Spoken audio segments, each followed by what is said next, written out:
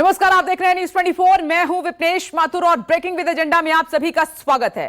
Corona काल में सबसे बड़ा धर्म इंसानियत हो गया था, लेकिन आज सबसे बड़ा धर्म कुछ और होता नजर आ रहा है और इसीलिए देश में साजिशें भी रची जा रही हैं। भाईचारे के ताने बाने को तोड़ने की कोशिश की जा रही है। पटियाला में हिंसा हो, अयोध्या में साजिश हो, धुले नांदेड़ में तलवारों का जखीरा हो, दिल्ली के जहांगीरपुरी में हिंसा हो, सबके पीछे गहरी सोची समझी साजिश ने काम किया और कर रही है। और इन साजिशों को हवा दे रहे कुछ नेता जो अपनी सियासत चमकाने के लिए आपसी भाईचारे के ताने बाने को तोड़ने के लिए मजबूर करते हैं। ऐसा ही कुछ उकसाऊ माहौल आजकल महाराष्ट्र में भी है, जहां राज ठाकरे पुणे जाकर पंडितों का आशीर्वाद ले रहे हैं। उसी पुणे में जहां आज महागाड़ी की रैली है, तो कल फिर औरंगाबाद में राज ठाकरे की रैली है। औरंगाबाद के संभाजी नगर कहकर राज ठाकरे ने नया विवाद शुरू कर दिया है। औरंगाबाद को उन्होंने संभाजी नगर कहकर पुकारा है। तो आज इन्हीं सब मुद्दों पर करेंगे बड़ी बहस और संवाददाताओं से जानेंगे जमीनी सच्चाई क्या है। लेकिन इस बीच एक बड़ी खबर का रुख कर लेते हैं आपकी टीवी स्क्रीन पर पटियाला से। पटियाला हिंसा में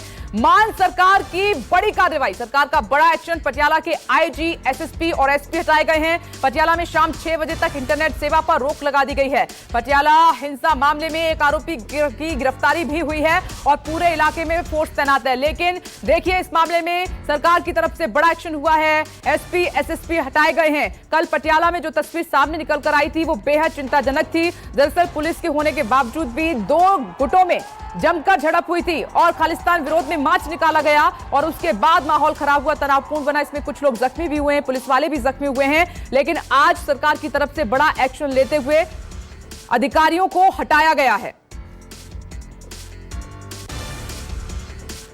राही ये रिक्वेस्ट करना चाहते हैं, I want to request this कि peace and calm should be maintained in the city.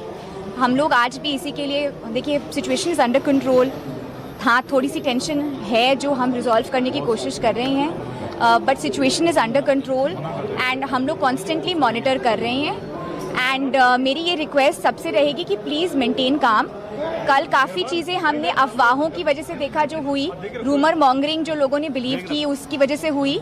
सो इसीलिए आज पटियाला में 9:30 बजे से लेकर 6 बजे तक कोई curfew has been lifted at 6 AM today, लेकिन 9:30 बजे से लेकर 6 PM तक, शाम तक there is going to be suspension of internet services. So my request will be, this is not to panic. ये एक by way of abundant caution सरकार की तरफ से ये ऑर्डर जारी किया गया है। So it's not to panic, but it is to ensure कि रूमर मॉन्गरिंग कोई ना हो। मेरी आप सबसे अपील यही रहेगी that पुलिस अपना काम कर रही है, हम अपना काम कर रहे हैं। मेरे ऑफिस में आज 2 बजे पीस मीटिंग्स हैं जिसमें हमने सारे ही सदस्यों को बुलाया हुआ है पीस कमेटी में।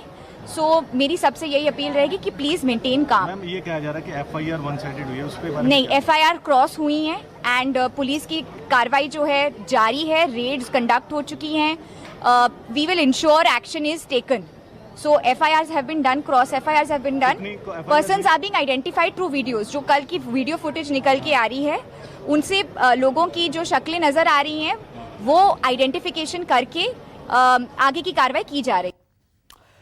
सुखजिंदर छीना को नया पटियाला रेंज का आईजी बनाया गया है। पटियाला से हमारे साथ अमित पांडे जुड़ गए हैं, सीधे रुख करेंगे, लेकिन हमारे साथ राजीव रंजन भी मौजूद हैं लखनऊ से, प्रभाकर मिश्रा दिल्ली से हमारे साथ मौजूद हैं और 3 मेहमान हमारे साथ जुड़ गए हैं।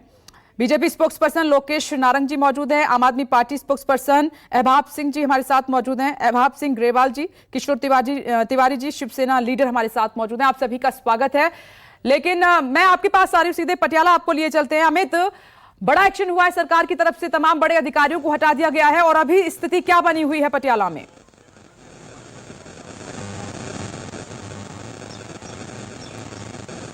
जी बिल्कुल विपनेश, क्योंकि जिले का सबसे बड़ा अधिकारी अगर हटाया जाता है तो एक सीधा संदेश देने की कोशिश होती है सरकार की तरफ से कि अगर दोबारा ऐसी कोई चूक होती है तो इसी तरह की बड़ी कार्रवाई होगी। और यही वजह है कि जो आईजी हैं, एसएसपी हैं और एसपी हैं, इन सभी को हटाया गया। और अगर मैं ताजा स्थिति आपको दिखाऊं तो यहाँ पर पूरी स्थिति का खुद जायजा ले रहे हैं ताकि अब आने वाले समय में कोई भी ऐसी स्थिति उत्पन्न ना हो जिससे किसी भी तरह का लॉ एंड ऑर्डर सिचुएशन खराब हो। वहीं दूसरी तरफ बात करें तो आज कुछ हिंदू संगठनों ने बंद बुलाया है और यही वजह है कि पूरे शहर में जो है वो सुरक्षा चाक चौबंद कर दिए गए हैं।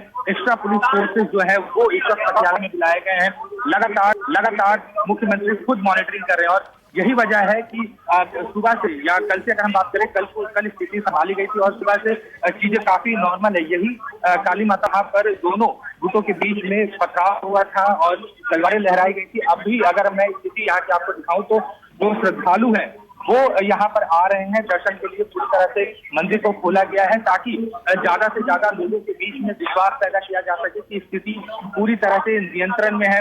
और वहीं अगर सुरक्षा की बात करें तो न सिर्फ जो पुलिस सिक्योरिटी फोर्सेज हैं वो बाहर है, बल्कि मंदिर के अंदर भी सिक्योरिटी फोर्सेज लगाए गए हैं कि अगर कोई भी उपद्रवी तत्व अंदर घुसता या किसी भी तरह से स्थिति को खराब करने की कोशिश की जाती है तो उसको तुरंत काबू में किया जा सके।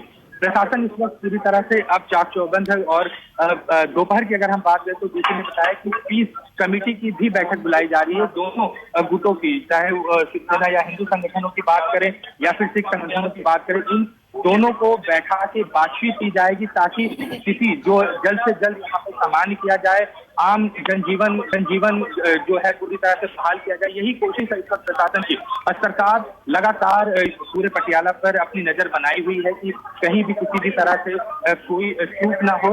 और वहीं दूसरी तरफ कल जो शिवसेना के नेता थे जिसे शिवसेना ने बाद में निष्कासित कर दिया, हरीश सिंगला, उनको गिरफ्तार कर लिया गया है, FIR दर्ज किया गया है और उसके बाद क्रॉस FIR भी दर्ज किया क्योंकि हिंदू संगठन की मांग है कि एक तरफा FIR हुआ है। लेकिन अभी डीसी ने भी कुछ बताया और जो IG थे उन्होंने इस बात को भी बताया कि दोनों तरफ के FIR और पुलिस जो है वो छापेमारी भी कर रही है, जल्द कुछ और गिरफ्तारियां भी होंगी।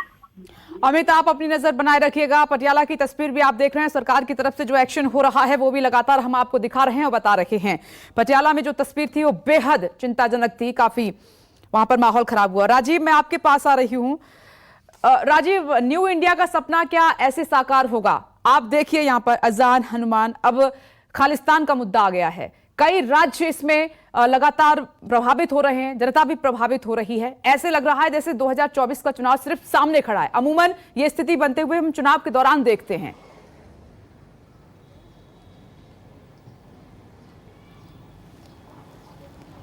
देखिए विपनेश, चुनाव की बात तो अभी दूर है, लेकिन मैं ये जरूर कहूंगा कि प्रधानमंत्री नरेंद्र मोदी से कल सिखों का एक शिष्टमंडल मिलने के लिए गया था और वहां पर उन्होंने ये बात कही थी कि सिख समुदाय एक भारत श्रेष्ठ भारत में विश्वास रखता है। निश्चित तौर पर आपने कोरोना में भी देखा, हमने किसान आंदोलन में भी देखा, सिखों ने जिस तरीके से मानव जाति की या आंदोलनकारियों की या सब तरह का इंतज़ाम जिस तरह से सेवा भाव से किया, हमने कई और जगह देखा है जब विपत्तियां आई हैं तो सिख समुदाय किस तरह से सामने आया है। मुझे याद नहीं पड़ता कि पंजाब की सड़कों पर इससे पहले खालिस्तान जिंदाबाद के नारे कब लगाए गए थे। ये बहुत ही दुर्भाग्यपूर्ण स्थिति है कि देश में इस तरह की घटनाएं, इस तरह की, आजकल वीडियो का ज़माना है, पहले वीडियो नहीं हुआ करता था लेकिन अब वीडियो है और उसमें आपको नारे दिखाई दे रहे हैं। पंजाब में ऐसी स्थिति बहुत दिनों, मुझे याद नहीं पड़ता कम से कम कि इस तरह से सड़क पर अलगाववादी या खालिस्तान जिंदाबाद के नारे लगाए गए हों। और दूसरी सबसे बड़ी बात है, देश के अलग अलग हिस्सों में जो धर्म समुदाय धर्म जातियों में जो टकराव, जो टकराहट की नौबत आ रही है और जिस तरह से दूरियां बढ़ती जा रही हैं, ये किसी भी समाज के लिए, किसी भी देश के लिए अच्छी बात नहीं है। आप देखिए हरीश सांगला जो वहाँ के नेता थे, शिवसेना के बताए जाते हैं, जिस संगठन के, शिवसेना ने शायद उनको पार्टी से निकालने का फैसला किया है, वहाँ पर हिंदू और सिख संगठन आमने सामने आए हैं। दरअसल वहाँ खालिस्तान दिवस मनाने का एक आतंकवादी जो चरमपंथी गुट है उसने आह्वान किया था और उसने ये कहा था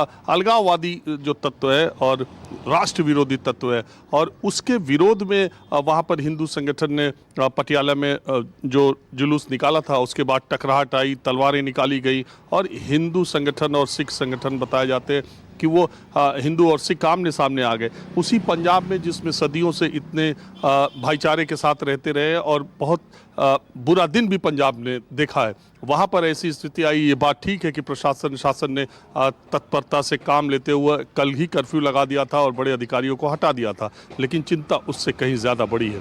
इसी तरह आप अयोध्या में देखें, जिस तरह की घटना वहाँ पर घटी कि जानबूझकर टोपी लगाकर मस्जिद के सामने आपत्तिजनक चीज़ें फेंकी गई, कोशिश की गई कि यहाँ पर इस तरह का, और देखिए इसी तरह की छोटी घटनाएं कई बार बहुत बड़ा रूप धारण कर लेती है, बहुत बड़ा नुकसान समाज का हो जाता है और निरपराध और सीधे साधे लोगों का हो जाता है। अयोध्या में ऐसी साजिश रची गई थी, वहाँ भी ईश्वर की दया से और मैं कहूँगा शासन प्रशासन की तत्परता से तुरंत कार्रवाई हुई और वो सारे लोग पकड़ के सलाखों के पीछे भेज दिए गए। अब बात आती है महाराष्ट्र की।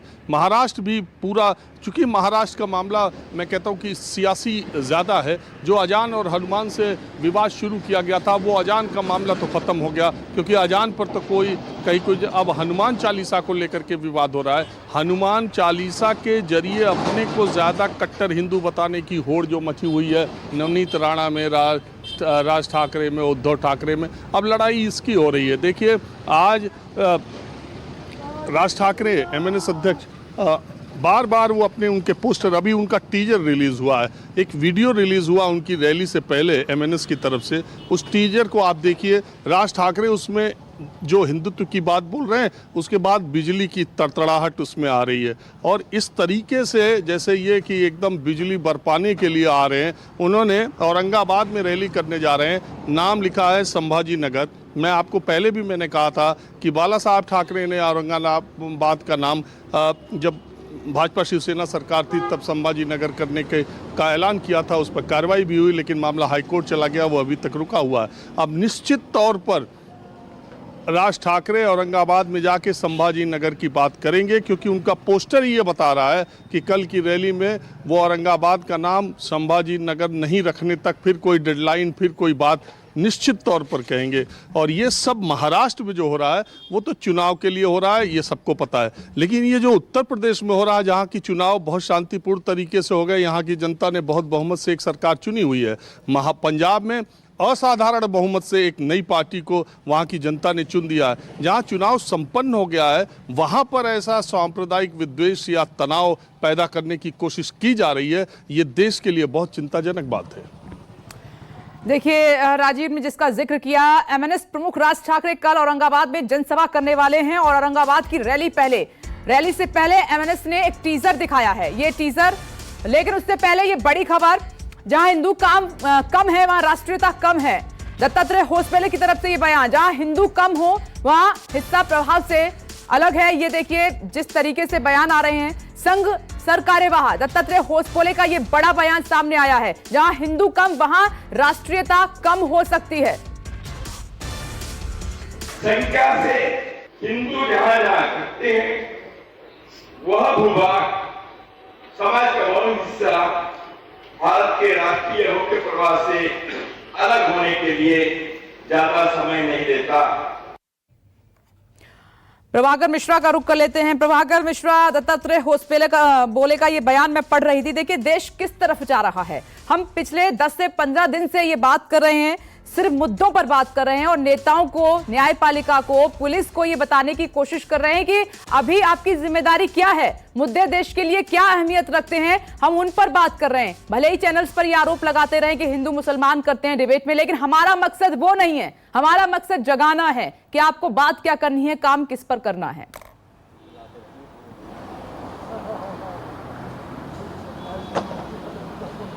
विपनेश, लोकतंत्र में सियासी पार्टियां सियासत करती हैं, लेकिन ये देश का दुर्भाग्य है कि यहाँ सियासत गैर जरूरी मुद्दों पर हो रहा है और यही हमारी कोशिश है कि हम सियासी पार्टियों को बाध्य करें, लोगों को समझाएं कि जो बहस हो रही है वो गैर जरूरी है, इससे आम आदमी को कोई फ़ायदा नहीं। अब आती है बात इस तरह की बयानों की बात अगर हम करें तो हमने कल भी चर्चा किया था कि इस तरह के भड़काऊ बयान, हिंदू मुस्लिम को बांटने वाला बयान, सांप्रदायिक सौहार्द बिगाड़ने का जो बयान है, इसको लेकर हमारा समाज कितना सहिष्णु हो गया है कि कोई फर्क ही नहीं पड़ता। समाज पर फर्क पड़ता है, नकारात्मक फर्क पड़ता है, पुलिस पर कोई फर्क नहीं पड़ता, राजनीतिक पार्टियों पर कोई फर्क नहीं पड़ता, अदालतों पर कोई फर्क नहीं पड़ता, और जिसके वजह से न कोई पॉलिटिकल पार्टी का कोई बड़ा नेता सामने आकर उस तरह के बयान की भर्त्सना करता है और न ही ऐसे मामलों में अदालतें स्वतः संज्ञान लेती हैं। लेकिन असर जो होता है आम आदमी पर इस कदर पड़ता है कि इस तरह की लगातार बयानबाजियां ही खरगोन हिंसा पैदा करती हैं। इस तरह की लगातार बयानबाजियों का असर जहांगीरपुरी दंगे में तब्दील होता है। इसी तरह की बयानबाजियों का असर धूले में दिखता है, जहां पर उतना बड़ा हथियारों का जखीरा पकड़ा जाता है, और उन्हीं बयानों का असर दिखता है अयोध्या में, जहां पर हिंदू सवर्ण बच्चे गोल टोपी लगाकर मुस्लिम पहचान के साथ वहां पर सामाजिक सौहार्द बिगाड़ने के लिए मस्जिद में भड़काऊ और आपत्तिजनक सामग्री वो करते हैं। तो ये है असर कि हम ये समझते हैं, राजनीतिक दल के लोग ये समझ लेते हैं कि उन्होंने कह दिया, केवल सियासत चमकाने के लिए कर दिया, लेकिन उससे केवल सियासत नहीं चमकती, उससे जो हमारे समाज में वैमनस्यता फैलती है, जो जहर फैलता है, इसे मिटाना इतना आसान नहीं होता है। रातों रात चीज़ें नहीं होती हैं, इसे रातों रात मिटाई नहीं जा सकती। विपनेश, मैंने ये कहा कि शुरुआत कर्नाटका से हुई थी, जहां पर हिजाब को लेकर विवाद शुरू हुआ, उसके बाद होड़ मच गई कि कैसे ऐसे मुद्दों पर बहस करनी है, कैसे ऐसे मुद्दों पर सियासत को आगे बढ़ाना है। उसके बाद बारी आई महाराष्ट्र की, जहां पर लाउड स्पीकर में अजान और हनुमान चालीसा को लेकर सियासत शुरू हुई। अभी सियासत थमी नहीं और सियासत कोई थमने देना चाहता भी नहीं कि, और उसके बाद आपने देखा कि देश भर में कहां कहां कैसी कैसी चीजें हो रही हैं। अब बात आती है पटियाला की। अब पटियाला की घटना हो, जहांगीरपुरी की घटना हो, खरगोन की घटना हो, या महाराष्ट्र में जो चल रहा है, इसे पॉलिटिकल पार्टी के लोग कहेंगे कि आइसोलेशन की घटना है, एक दूसरे से कुछ लेना देना नहीं है। लेकिन मेरा मानना थोड़ा सा अलग है कि जब लगातार विश्व वमन होगा, जब लगातार सामाजिक सौहार्द बिगाड़ने के लिए जिम्मेवार पदों पर बैठे हुए लोग बयानबाजियां करेंगे, तो उसका असर आम जनमानस पर पड़ता है, उसका असर लोगों की सोच पर पड़ता है, और स्थिति ये होती है कि लोगों के मन में ऐसी इतनी घृणा आ जाती है कि सवर्ण हिंदू बच्चे मस्जिद में जाकर आपत्तिजनक सामग्री बांटते हैं, फेंकते हैं, दंगा भड़काने की कोशिश करते हैं, धूले में वहां हथियारों को लेकर हथियारों का जखीरा पकड़ा जाता है दंगे के सामान के साथ। तो ये चीजें, और उसके बाद पंजाब में जो हुआ उसे कहने वाले कहेंगे कि सियासत हो रही है, क्योंकि एक नई पार्टी पूर्ण बहुमत के साथ सरकार में आई है। लेकिन चीजों को समझना है, सब जगह धर्म का एंगल है। और विपनेश, हमारे देश की ये विडंबना है कि दुनिया के सबसे बड़ा लोकतंत्र होने के नाते सबसे अधिक पार्टियां हमारे यहाँ हैं, लेकिन पार्टियां नकारात्मक राजनीति कर रही हैं। और चूंकि इस देश में एक फैशन है कि जो पॉलिटिकल पार्टी सियासी मुद्दों के साथ आगे बढ़ती है, उसकी सफलता का दर ज्यादा हो गया है आजकल। इसलिए ऐसे सियासी मुद्दे, ऐसे धार्मिक मुद्दे सियासत में गूंज रहे हैं, और राजनीतिक दल के राजनीतिक नेताओं में होड़ मची है कि कौन आगे बढ़ता है। ठीक है, इसी पॉइंट से मैं चर्चा की शुरुआत कर लेती हूँ। प्रभाकर मिश्रा, दोबारा आपके पास आऊंगी। आपने बहुत इंपॉर्टेंट यहाँ पर पॉइंट रेज किया है, और राजीव ने भी। लोकेश नारंग जी, केंद्र में आपकी सरकार है, देश में जो हो रहा है आपके बड़े नेता देख तो रहे होंगे, केंद्र की सरकार देख तो रही होगी कि उत्तर प्रदेश के अयोध्या में क्या हो रहा है, महाराष्ट्र में क्या हो रहा है। राज ठाकरे लगातार भड़काऊ बयान दे रहे हैं, अल्टीमेटम दे रहे हैं, और विपक्षी पार्टियां उनको बी टीम बीजेपी की बता रही है। पंजाब में आप देखिए क्या हो रहा है। ऐसे ही तमाशबीन बने रहेंगे बड़े नेता, कुछ करेंगे नहीं क्या? देश का माहौल जो खराब हो रहा है वो दिखाई नहीं दे रहा है क्या? देखिए, जो लॉ एंड ऑर्डर की सिचुएशन होती है उसको इम्प्लीमेंट करना और उसकी प्रोटेक्शन करना, ये स्टेट एजेंसीज का काम होता है। महाराष्ट्र में अगर राज ठाकरे जी कुछ गलत कर रहे हैं तो वहाँ की जो सरकार है उसका काम है। जहाँ तक आपने बात करी है दिल्ली में भारतीय जनता पार्टी की जो सांसद थे श्री हंसराज हंस, उनके प्रयत्नों से वहाँ दोबारा शांति हो गई है। अब आपने बात करी है पंजाब की। देखिए, पंजाब में एक नई सरकार आई है, आप इसको थोड़ा दूसरे परिप्रेक्ष्य में देखिए। एक ऐसी सरकार आई है जिसके पास ना कोई तजुर्बा है, ना कोई इच्छा शक्ति है, ना ही काम करने का कोई रोड मैप है। और जब से ये लोग सत्ता में आए हैं, पंजाब में अलगाववादी ताकतों के हौसले बढ़े हैं, और इसका नजारा हमने कल पटियाला में देखा। तो वीडियो में दिख रहे हैं कि जो रेडिकल्स है वो शरेआम हाथ में तलवारें लेके कर रहे हैं, और कल से ये लोग स्टेटमेंट दे रहे हैं, कार्रवाई कुछ नहीं करी। देखिए, इस मुद्दे पे आज राजनीति नहीं होनी चाहिए। मैं जो अपने बाकी जो मीडिया के लोग हैं उनसे सहमत हूँ कि आज इस मुद्दे पे राजनीति नहीं, काम करने की इच्छा शक्ति होनी चाहिए। पर इस मुद्दे पे राजनीति कल से आम आदमी पार्टी कर रही है। देखिए, राघव चड्ढा जी ने बिना इन्वेस्टिगेशन के एक स्टेटमेंट दे दी कि इसमें दो जो राजनीतिक पार्टियां हैं उनका आपस में द्वंद्व है। तो बताइए कि अभी जो पंजाब की पुलिस है वो राघव चड्ढा जी के कहने पे काम करेगी कि वो अपना फिर इन्वेस्टिगेशन करेगी? ये डीजी एसएसपी को हटाना, आईजी को हटाना, ये तो इनका अपने आई वॉश है।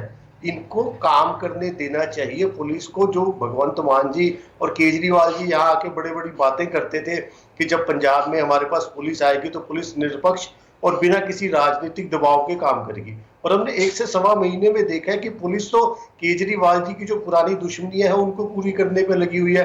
कभी कुमार विश्वास जी के पीछे है, कभी अलका लांबा जी के पीछे है, कभी किसी और के पीछे है। और पंजाब को इन्होंने बिल्कुल ही, जो आप पंजाब की जमीन पे आके देखिए कि पंजाबी अपने आप को ठगा हुआ महसूस कर रहा है कि ये हमने किन लोगों को सत्ता दे दी, इनको तो काम भी करना नहीं आता। तो इनके पास इंटेलिजेंस थी, इनके पास सब कुछ था। मैं आपके चैनल के माध्यम से इनसे पूछता हूँ, आम आदमी पार्टी वालों से, कि क्या जो राघव चड्ढा जी ने कल कहा है, क्या लाइन ऑफ इन्वेस्टिगेशन वही रहेगा पुलिस का, या पुलिस इस मामले में निष्पक्ष जांच करेगी? और दूसरा, अगर राघव चड्ढा जी का कल वाला जो उन्होंने स्टेटमेंट दिया है वो इन्वेस्टिगेशन में वो गलत साबित होता है, तो क्या ये राघव चड्ढा जी के खिलाफ कार्रवाई करेंगे? एहसास सिंह जी, खराब मत कीजिए। अभी अभी तो पंजाब में सरकार बनी है, नई नवेली सरकार, और देखिए क्या माहौल बन गया है वहां पर। कौन है इसके लिए जिम्मेदार? सबसे पहले तो मैं आपकी रिपोर्ट के साथ बिल्कुल सहमत हूं। ये एक पैटर्न फॉलो कर रही हैं ये जो घटनाएं हैं ऐसी। दूसरी बात, पटियाला में दो समुदाय नहीं, दो बेवकूफों के गुट भिड़े हैं आपस में। दोनों तरफ पे बहुत बेवकूफ किस्म के फ्रिंज एलिमेंट्स हैं। खालिस्तान का मुद्दा एक डेड मुद्दा है। पंजाबियों ने कुर्बानियां दे दे के इस देश की अखंडता को बना के रखा है, और हम में से हर परिवार ने कोई ना कोई खोया है इनसे लड़ते हुए। और एक आपको आश्वासन देते हैं कि 1 घंटे में जो कार्रवाई हुई है, हम पंजाब का माहौल नहीं बिगड़ने देंगे। जिस भी तरफ से, दोनों तरफ से आप देखिए, उससे ज्यादा पुलिस नजर आ रही है, और दोनों तरफ से जिसने भी कोई भी शरारत की उसको इतनी कड़ी सजा मिलेगी, उसका एग्जाम्पल बनाया जाएगा कि आज के बाद कोई ऐसे पंजाब में करने की हिम्मत नहीं करेगा। और जो बाहर बैठी ताकतें हैं उनको तब हवा मिलती है जब देश में इस प्रकार से बांटने की कोशिश की जाती है। वो पन्नू जो है उसको पंजाब में कोई पहचानता भी नहीं है, उसको कोई, उसके साथ ये जितने बेवकूफ आपकी स्क्रीन पे दिख रहे हैं, इससे ज्यादा पंजाब में उसके साथ बेवकूफ नहीं घूमेंगे। अभी ये पुलिस को इतला थी पहले से कि खालिस्तान विरोधी मार्च निकाला जाएगा। पुलिस प्रशासन के वहां पर रहते हुए अगर ये सब हो रहा है तो फिर कौन है इसके लिए जिम्मेदार? सवाल तो उठेगा ना सर। पुलिस तब क्या कर रही थी, प्रशासन तब क्या कर रहा था, सरकार तब क्या कर रही थी? क्यों नहीं जागे पहले से? ये सब निकलने क्यों दिया वहां पर? मैम, उस मार्च को परमिशन नहीं दी गई थी, उस मार्च को परमिशन नहीं दी गई थी। उसके बावजूद उन्होंने वो लंगर हॉल से हल्का सा निकलने की कोशिश की। और आपको कह रहा हूं, ये एक बड़ी प्लान तरीके से आपसे दो गुट आपस में भिड़े हैं। और पंजाब में ये फैशन है कि ऐसी बात कर दो और हमारे को सिक्योरिटी मिल जाएगी। ये इसकी भी रैशनलाइजेशन हो रही है। इसके पीछे बहुत सारे कारण हैं। ऐसे कई लोग हैं पंजाब में जो ऐसी स्टेटमेंट लेके फटाफट पुलिस से सिक्योरिटी ले लेते थे। अब जब उनकी भी हटेगी तो इन्हें अकल आएगी। और एक आपको वादा करते हैं कि 1 घंटे के बीच में ये इस पे काबू पाया गया। और अब जो एक्शन किया जाएगा उससे पता लगेगा। शिवसेना ने अपने उसको बाहर निकाल दिया, लेकिन उनके साथ बीजेपी के ऑफिस बेरर्स तलवारें उठा के नजर आए हैं। सो हमें पता है ये क्या शरारत हो रही है, लेकिन मान सरकार ऐसी चीजें बिल्कुल बर्दाश्त नहीं करेगी। और जब इन लोगों का उदाहरण बनाया जाएगा तो पंजाब में सबको पता लगेगा कि ये बर्दाश्त नहीं किया जाएगा। हैरानी होती है इस बात पर। मैं सिर्फ पंजाब की बात नहीं कर रही हूं, तमाम और भी राज्यों की बात कर रही हूं। जब दंगा फसाद हो जाता है, हिंसा हो जाती है, तब पुलिस प्रशासन नींद से जागते हैं। उससे पहले की तैयारी कहां चली जाती है? किशोर तिवारी जी, आप उंगली उठा रहे थे। महाराष्ट्र में तो आप देख ही रहे हैं, आमने सामने की ये ललकार कब तक चलती रहेगी कि उद्धव ठाकरे राज ठाकरे को ललकार रहे हैं, राज ठाकरे उद्धव ठाकरे को ललकार रहे हैं। महाराष्ट्र का कोई काम होगा? महाराष्ट्र तो छोड़ दीजिए, आपका नेता पंजाब में भी माहौल खराब कर रहा है। नहीं, देखो, पंजाब में शिवसेना का कोई उतना अस्तित्व नहीं है। ये शरारती तत्व है, हमने उनको हकाल भी दिया। और हमने भगवंत मान से भी बात की है। और शिवसेना जो भगवंत मान के यहाँ लॉ एंड ऑर्डर का सिचुएशन है, हमारे यहाँ भी लॉ एंड ऑर्डर का सिचुएशन वैसे ही बनाया जा रहा है, नॉन इश्यू को जिंदा करके। मैं अभी बता रहा हूँ, न्यूज 24 एक ही चैनल है जो इस बात पर डिस्कस कर रहा है कि ऐसा क्यों हो रहा। करीबन 10 राज्यों में ये हिंसा और टेंशन हो चुकी है, तो ये क्यों हो रहा है? तो आप देखिए, महाराष्ट्र के अंदर राज ठाकरे बयानबाजी करते हैं और नवनीत राणा इस प्रकार से हनुमान चालीसा का इशू बनाती है और बीजेपी उनके पीछे आके खड़ी होती है। देखिए, देश के सामने बेरोजगारी, महंगाई और आर्थिक समस्याओं से देश जूझ रहा है। इस पर कोई बात नहीं होती। मुझे लगता है कि बीजेपी जैसे नागर जी तो एकदम डिसोन कर पाए कि लॉ एंड ऑर्डर का प्रॉब्लम यह स्टेट का है, और ये स्टेट के अंदर लॉ एंड ऑर्डर का प्रॉब्लम ये बीजेपी खड़े कर रही है।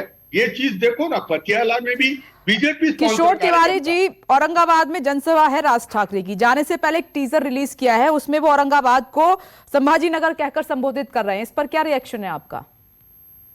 नहीं, देखो केंद्र सरकार ही कह रही है कि जो मुगलों की विरासत में नाम आए थे वो बदलना है, तो केंद्र सरकार निर्णय लेगी तो हम भी उसको फॉलो करेंगे। लेकिन आज हम महाराष्ट्र में साझा सरकार है, लेकिन राजू ने भी बताया, प्रभाकर ने भी बताया, ये राज ठाकरे है, इनके पास एक पार्षद और एक नगर सेवक है, ये जमीन तलाश रहे हैं। और बीजेपी भी चाहती है कि हिंदुत्व की नई पार्टी बोल के इनको रिकॉग्नाइज कर शिवसेना की वोट काटे जाए। लेकिन अब ये राजनीति है, राजनीति की सजा महाराष्ट्र को भोगना पड़ रहा है। लेकिन मेरी सरकार चुस्त दुरुस्त है, राज ठाकरे को कोई भी कानून हाथ में लेने देंगे नहीं, चाहे वो मस्जिदों पे लाउडस्पीकर का मामला हो। हमने लाउडस्पीकर की बात कही थी, सुप्रीम कोर्ट ने जो ऑर्डर दिया था उसको स्ट्रिक्टली इंप्लीमेंट कर दिया।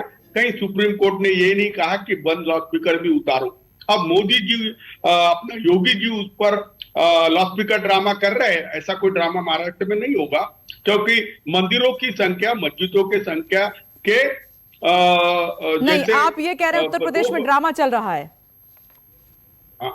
देखो, आप वॉल्यूम कम कर सकते थे, आप लाउडस्पीकर उतार रहे फिर चढ़ा रहे, ये क्या चल रहा है? देखिए मैं बता रहा हूँ। राजीव, मैं आती हूँ लोकेश जी से, इस पर रिएक्शन ले लेती हूँ। लोकेश जी बोलिए।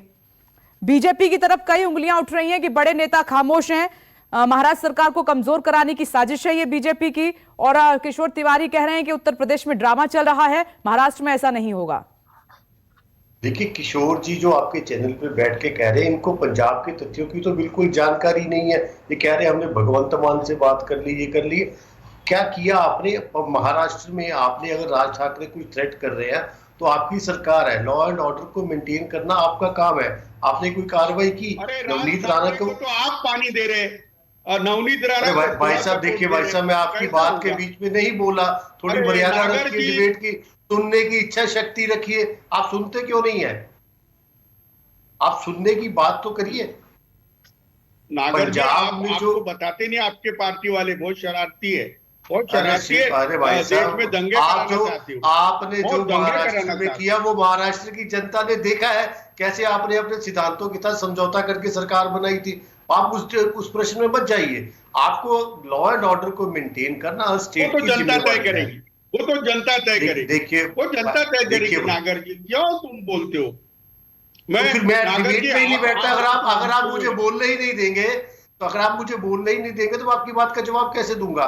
लॉ एंड ऑर्डर को मेंटेन करना स्टेट एजेंसीज की जिम्मेवारी है, और अगर महाराष्ट्र में ये आप नहीं कर पा रहे हैं तो ये आपका फेलियर है। आप उसकी जांच एनआईए को दे दीजिए, आप कह दीजिए हमसे नहीं होगी, केंद्र सरकार को जांच दे दीजिए।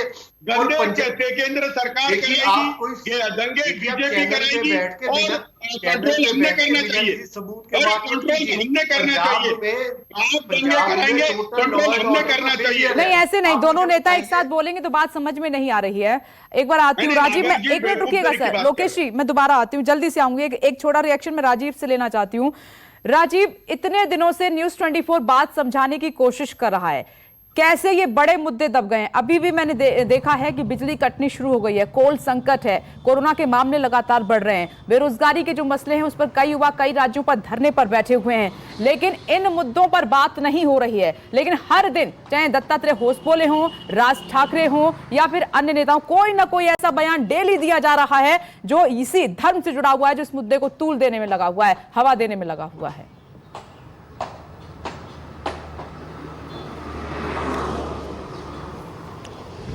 देखिए विपनेश, एक बात मैं इससे पहले कहना चाहूँगा कि एक शेर है कि कौन कहता है आसमां में सुराख नहीं हो सकता, एक पत्थर तो तबीयत से उछालो यारो। आप जिस मुद्दे की बात कर रही हैं वो विवादित बयान, वो बंटवारे की बात ये आ तो रही है, लेकिन आप शाम को मीडिया जो लोग न्यूज़ 24 देखते हैं और सारे दर्शकों को भी मैं टीवी के देखूंगा कि शाम को मीडिया में बहस क्या हो रही है, मीडिया भी किस तरफ जा रहा है, मीडिया किस तरह का जनमत बनाने की बात कर रहा है। सब थोड़ा और चैनलों को भी देखे जाने की ज़रूरत है। न्यूज़ 24 अपनी जिम्मेदारी को अकेले दम पर या अपनी बात को अकेले दम पर अपने दर्शकों के सामने, पैनलिस्ट के सामने ले आ रहा है। हम मुद्दों को अपनी तरीके से उठा रहे हैं, हम चर्चा कर रहे हैं, इसका असर हो चाहे ना हो, लेकिन हम अपनी जिम्मेदारी का निर्वाह कर रहे हैं, ऐसा हमको लगता है। अगर इसी तरह से राजनीतिक दल, अगर इसी तरह से सारे लोग, समाज में भी सारे लोग, जो लोग भी हमारे चैनल को देखते हैं या जो लोग भी इन चीज़ों को देख रहे हैं, अभी मैं उनकी बात से सहमत हूँ। आम आदमी पार्टी के प्रवक्ता ने जो बात कही, मैं उनकी बात से बिल्कुल सहमत हूँ कि अभी भी 99% लोग इस देश के शांति चाहते हैं, इस देश में भाईचारा चाहते हैं, इस देश में सामंजस्य चाहते हैं, लेकिन वो 1% लोग डिस्टर्बेंस करने में कामयाब हो जा रहे हैं। कहीं ना कहीं कुछ ना कुछ वो ऐसा कर दे रहे हैं जो 99% में चर्चा का विषय बन जा रहा है।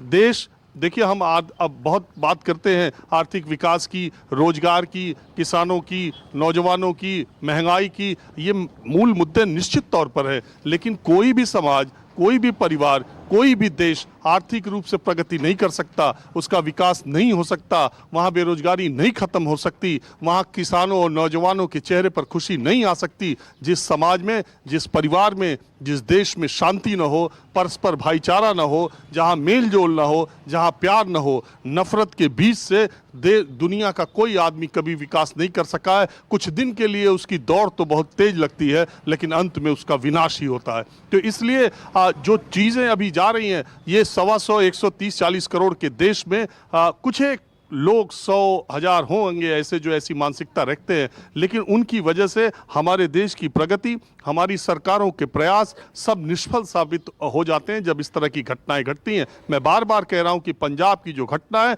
वो सारे देशवासियों के लिए एक चिंता की बात है, और हमें उम्मीद है कि जो भी सरकार है, केंद्र और राज्य की सरकार, ऐसी कड़ाई से इससे निपटेंगी कि आने वाले दिनों में लोग इसकी नज़ीर रखेंगे। ऐसे ही अयोध्या के जो गुनहगार हैं, जो काम उन्होंने किया है, उनको ऐसी कड़ी सजा मिलनी चाहिए कि इसके बाद कोई भी इस तरह का कृत्य कहने राजीव, से पहले एकदम सही आपने किया है। लास्ट 2 मिनट्स बने, एक मिनट में मेहमानों को देना चाहती हूँ। अहबाब सिंह जी, जल्दी से आप बोलिए, क्या एग्जाम्पल सेट करना चाहते हैं इस घटना के बाद दोबारा ना हो?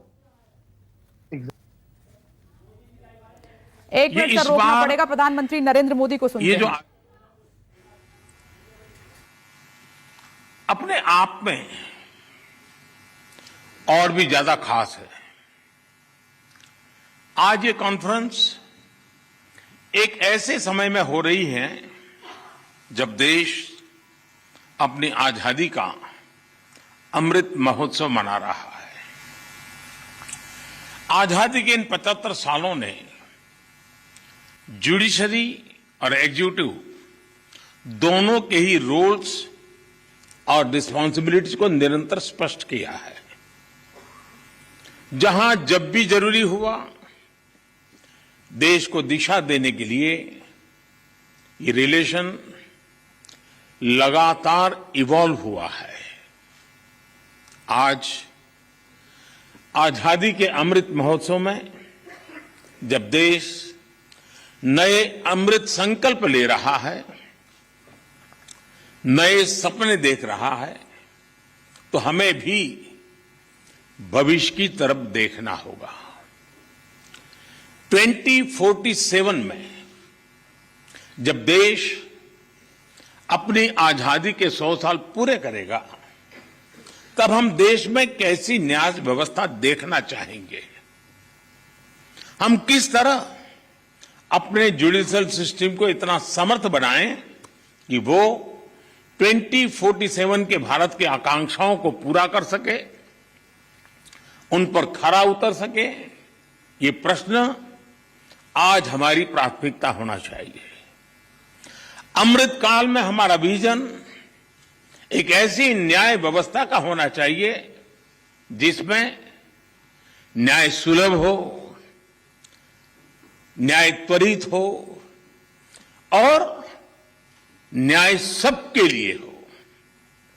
साथियों, देश में न्याय की देरी को कम करने के लिए सरकार अपने स्तर से हर संभव प्रयास कर रही है। हम जुडिशियल स्ट्रेंथ को बढ़ाने के लिए प्रयास कर रहे हैं। जुडिशियल इंफ्रास्ट्रक्चर को बेहतर करने की कोशिश चल रही है। केस मैनेजमेंट के लिए आईसीटी के इस्तेमाल की शुरुआत भी की गई है। सबऑर्डिनेट कोर्ट्स और डिस्ट्रिक्ट कोर्ट से लेकर हाई कोर्ट तक वैकेंसीज को भरने के लिए भी प्रयास हो रहे हैं। साथ ही जुडिशियल इंफ्रास्ट्रक्चर को मजबूत करने के लिए भी देश में व्यापक काम हो रहा है। इसमें राज्यों की भी बहुत बड़ी भूमिका है। साथियों, आज पूरी दुनिया में नागरिकों के अधिकार के लिए, उनके सशक्तिकरण के लिए टेक्नोलॉजी एक इंपॉर्टेंट टूल बन चुकी है। हमारे जुडिशियल सिस्टम में भी टेक्नोलॉजी की संभावनाओं से आप सब परिचित हैं। हमारे ऑनरेबल जजेस समय समय पर इस विषय में विमर्श को आगे भी बढ़ाते रहे हैं। भारत सरकार भी जुडिशियल सिस्टम में टेक्नोलॉजी की संभावनाओं को डिजिटल इंडिया मिशन का एक जरूरी हिस्सा मानती है। नमस्कार, मैं हूं मानक गुप्ता।